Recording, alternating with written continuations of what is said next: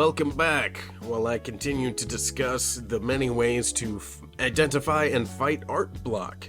Today's coffee is the same coffee that I was drinking 10 minutes ago because this is a two-parter. So where I left off, the second version of art block where you're just feeling drained. The kind of drained where you're not out of ideas, but you're just out of energy. Here's one of the most effective strategies. Go to bed and take a nap. No, I'm not joking. Going to bed is a good idea. If you've got the art block and you're just out of energy, that kind of art block, get some more sleep. It's huge. It's huge. Don't neglect it. Sleep is huge. You want to live to be 100? Get a good night's sleep. That's the number one key to both stress reduction and longevity. The second key to stress reduction and to keep the depression away is exercise. Just throwing that out there. So if you're out of creative energy, exercise might be good for you. You know, ride a bike, take a walk, something light, just something fun where you're getting your heart rate up a little bit and you're enjoying yourself, whatever that is. And last but not least, if you've got the art block drain where you're just out of energy, but you can't go to bed, then take it easy on yourself. Give yourself a day, maybe two, maybe you'll need more. I burnt myself out so hard one time, I took 4 weeks, and that was bad, and I can't afford to do that. So that's why I lightened up the duty that I do in general, and so that I never have to take 4 weeks again. But mother F, I needed those 4 weeks. Go to bed, take light duty. If you're out of energy, man, you're not going to hurt yourself with more sleep. Just keep that with you forever. All right, next, if you are blocked, it's almost as though you feel a physical barrier inside of your mind. One of them is you don't know how to solve a problem, and this is super important. The singer-songwriter, John Darnielle, he's the singer-songwriter of the Mountain Goats, a very, very celebrated band, very celebrated singer-songwriter. Somebody asked him, hey, what happens when you don't feel like singing? What happens when you don't feel like writing a new song? He says, well, what happens to a bricklayer when they don't feel like laying down more bricks? Because don't pretend that job doesn't also have a creative element, because it does. And that's huge. When I was in design school, the design professors did something invaluable, and he said, designers, don't think of yourself as some kind of artiste. That's not what's up. Think of yourself as a plumber. You are here to solve a problem. It's a very clear problem. But the way that you solve this clear problem is not always simple. And plumbers work hard, and it's this very simple thing. Make the water, fresh water, clean water, come out of one end, and make sure that all water drains out the other. Very, very clear set of goals. But accomplishing these goals, man, it's skilled labor for a reason, and plumbers make the money they do for a reason. That's a high value thing to make happen, number one, because the presence and availability of fresh water and the ability to remove all wastewater effectively and safely, that saves more lives than doctors. A hugely valuable skill to have. And B, because the problem solving involved in making sure that those two things happen could be staggering, depending on what building the plumber's working on.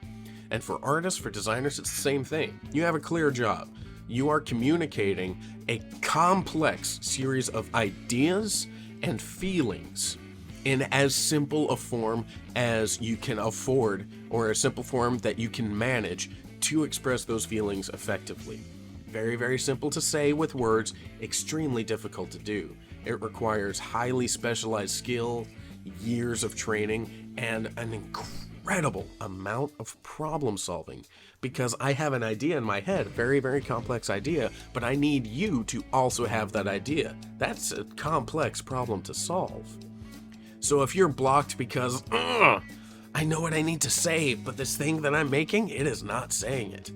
It's a toughie, but it's not so bad, because this is the problem where it's tough because you want to just grit your teeth and just work your pencil and just brute force it, and it's not going to work.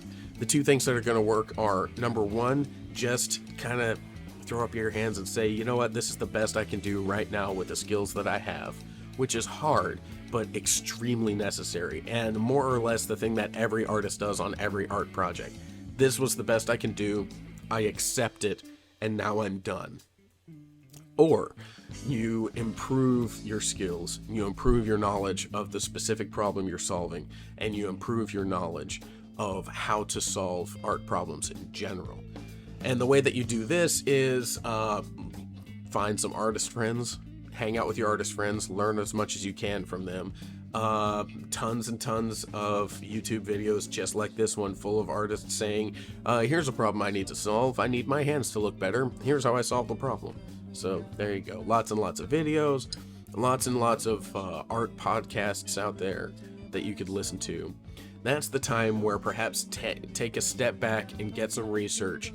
And if you can, this is a big if, and it's hard and it takes time to cultivate this, but if you can, having a sit down and a face-to-face with art friends where you just jabber about the stuff that you make, that's a big one.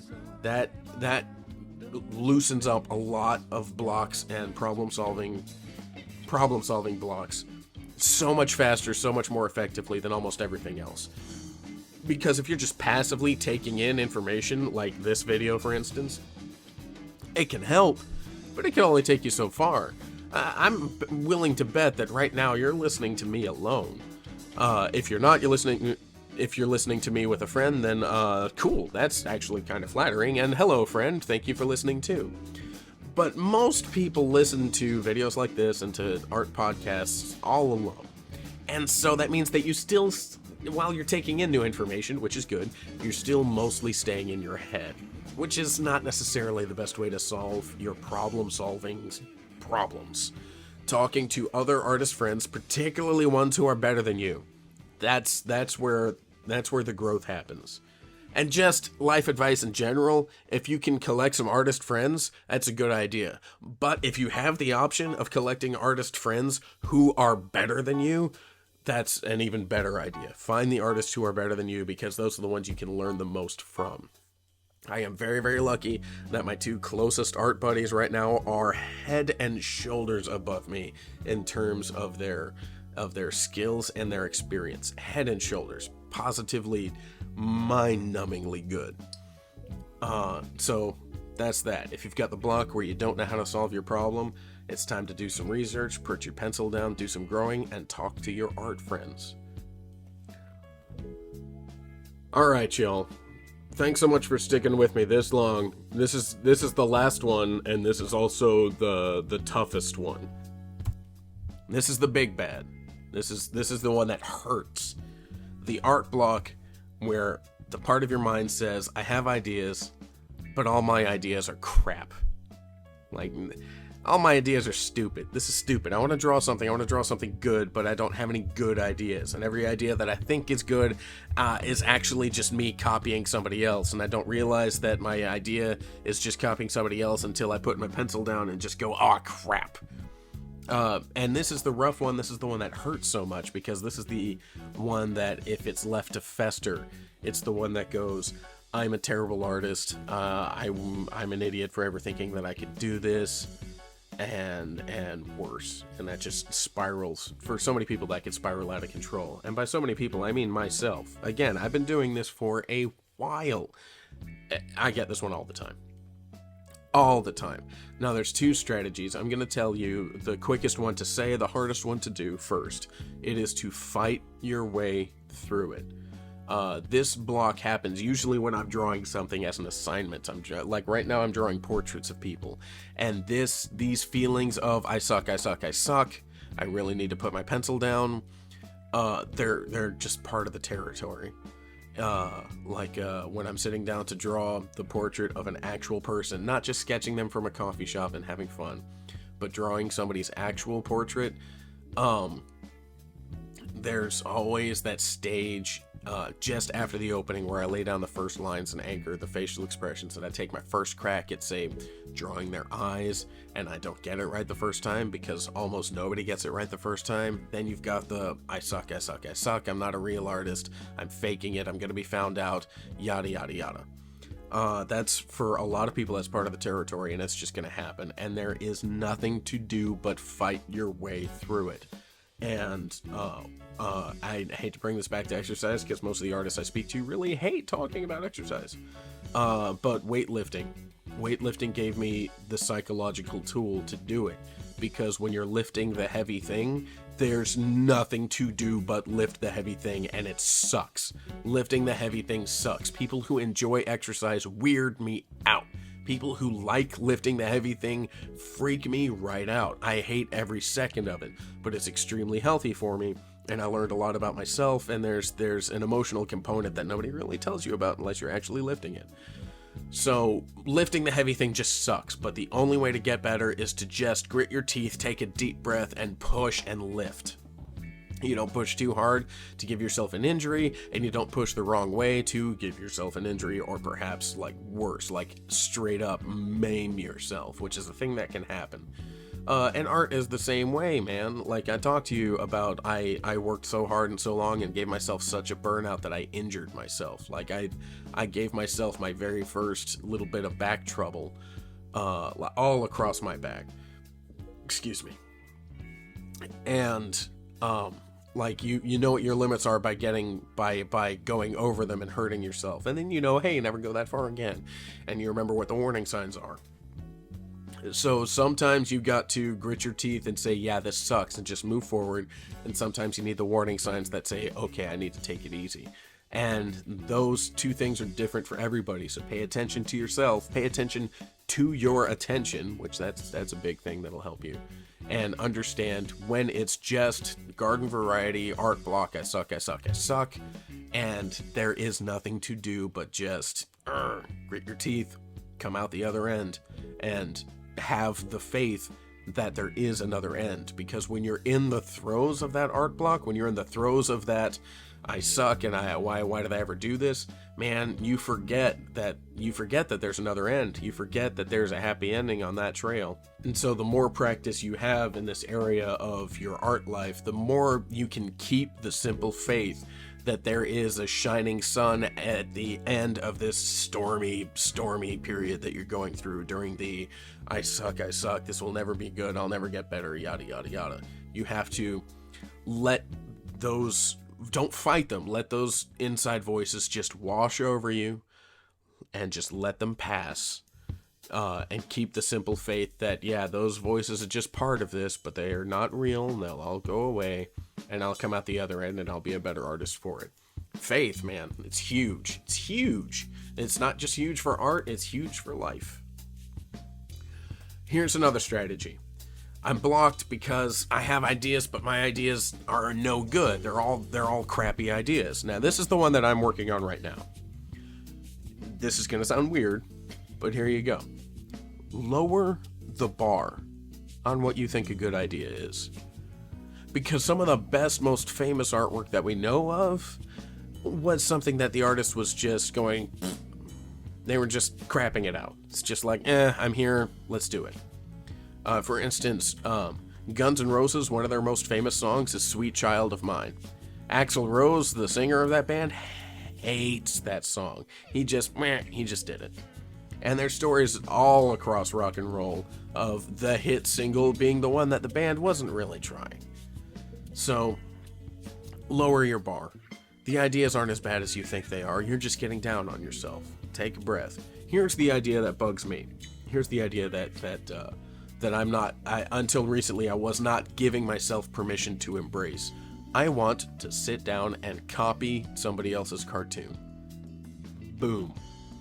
Like, that's the idea that constantly comes back. I want to sit down and copy the character designs of the extras in the background of episodes of the Powerpuff Girls. And somewhere along my art journey, I got it in my head that copying other people's cartooning was bad and I should never do it. And it came from mostly art teachers and other art gurus who were like, no. Whenever you're copying for your art, you draw from life, and that's how you get better. That's the only way how you get better. And it's not the only way, friends. It's not. Because there's something that I completely forgot about in my art history studies, something called the master study.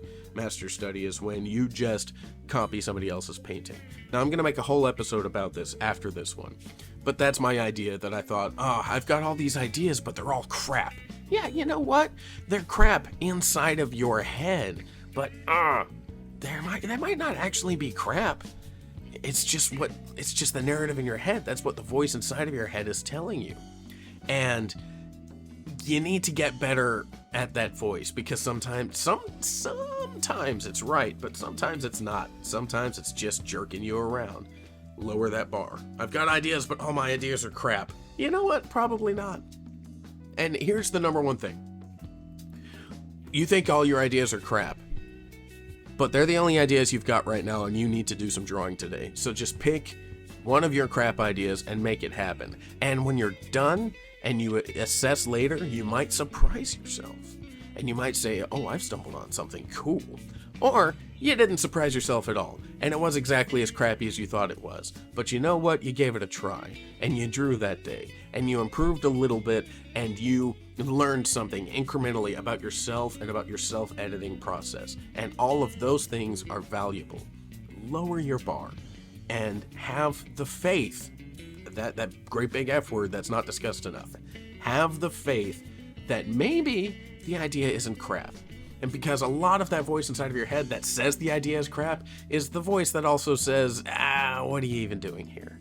That's what Stephen Pressfield called resistance. The voice inside of your head that every time you're trying something new is like, what are you doing? Stop it. Resistance. That's the voice that everybody has. So the voice that's telling you all of the ideas that you have right now are crap might be the resistance. It might be just the voice inside of your head that's lying to you.